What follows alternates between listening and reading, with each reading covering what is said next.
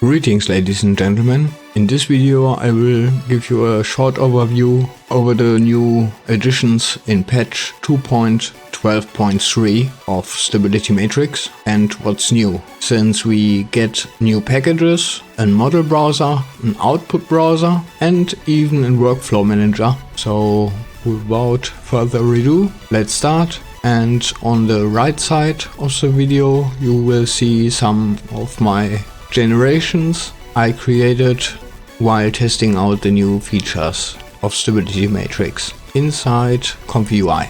One of the biggest new things we get in the new Stability Matrix patch is a big list of packages we now have to choose from. There are now Stable Diffusion Web UI Forge, Reforge, another fork I guess, Stable Diffusion Web UI the original, ComfyUI obviously, Focus Mesh Up Edition, VoltaML, Stable Diffusion Web UI UX, Swarm UI, Ruin Focus, SDNext, SDFX, Simple SDXL, Invoke AI, Focus ControlNet and Focus MRE.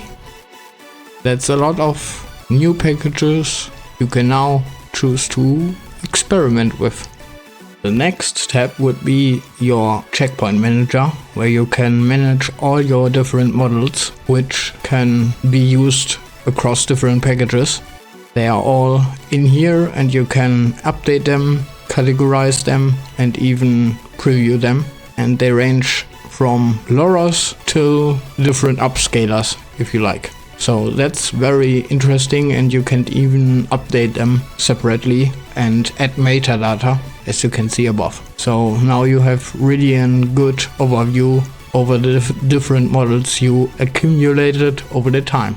Also quite a new addition to Stability Matrix would be the output browser, where you can browse between your shared output folder and the different output folders specific to your packages in order to manage them separately and have an overview without going into the folders themselves. Very useful.